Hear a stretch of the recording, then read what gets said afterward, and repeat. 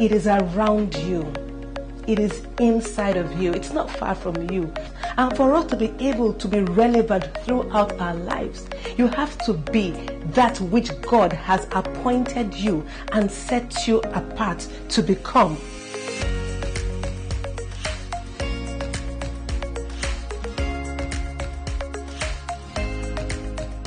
Hello, beautiful people. So today I will be talking about alternatives. The Webster's Dictionary defines alternative as expressing a choice between two or more things. Only one may be chosen. So sometime last year, I gave my children's clothes to be laundered at a local laundry near me. And we usually take them back every Saturday. But that particular weekend, I was overwhelmed with work and matters of life, running the family and having little children. So I forgot.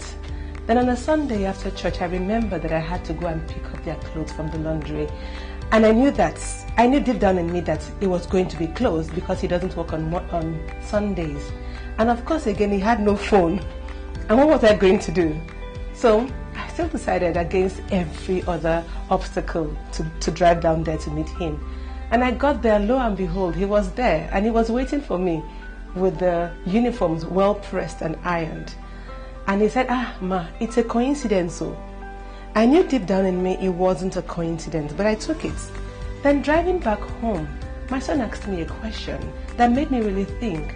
And he said, Mommy, if we didn't get the uniforms today, what would we have worn on Monday? Son, you had to wear your uniform. There was no alternatives. And the laundry person had to be at his shop. And that made me really realize the lesson that God has been trying to tell me all the while, that with Him, there is no alternatives. You are either hot and you are either cold, and also there is no alternative in destiny. In matters of destiny, you have to be exactly where He wants you to be. So that takes me to Jeremiah chapter 1 verses 5, which says that, I knew you before I formed you in your mother's womb. Before you were born, I set you apart and appointed you as my prophet to the nation. That means that Jeremiah was created for the sole purpose of becoming a prophet to the nations.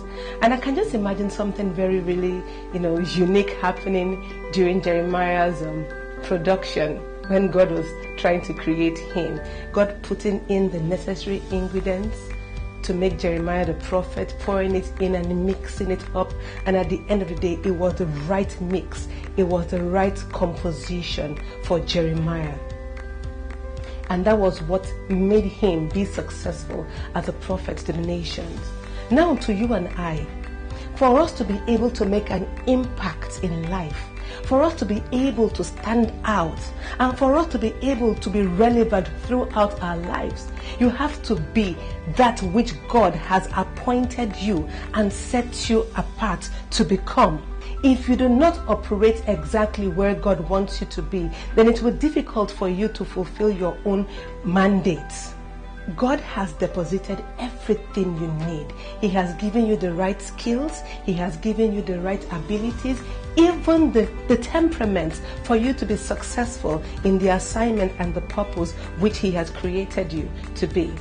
A person who has alternatives is just saying, God, I don't trust you. I don't trust you enough to leave my life in your hands. You are simply expressing your distrust in God, and you are also saying you are more superior, or your choices are superior to God's choices. A person who has alternatives can be likened to a rough sea, tossed through and fro, very unstable. We all have our different callings. We all have our different abilities. We all have the different things that God has created us to be. Look at yours today. Look at your giftings and run with it. To that person, to that man or woman, to that young boy or young girl who is still looking for his purpose in life, it is around you. It is inside of you. It's not far from you. You don't have to look too far to be that person that God has created you to be. What are those things you like doing? What are those things you can do effortlessly? What is that dream and vision that you have for yourself? Just start, do something. And I pray for you today that the Lord would open your mind's eyes to see exactly why He created you. So this past few weeks, a couple of people have called me to ask me how can they locate God's will and purpose for their lives. And I said there is no prescribed way for doing that because we are all different. The question which they can ask themselves is, number one, how can they discover God's purpose for their life? And also, how can they discover God's will for their life? And are the two of them the same thing? And also, another fundamental question to ask yourself is, how can you align His will and His purpose for you to your own plans for yourself? If you are able to come up with this, I'm sure you'll be able to understand God's will and purpose for you. Don't forget to subscribe to my YouTube channel.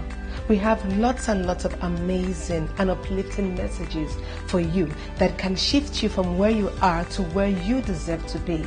And also, my lines are open. Please call me, drop in your comments, your questions, and I'm also available as a life coach for you. And remember, I'm here holding hands with you through it all. God bless you.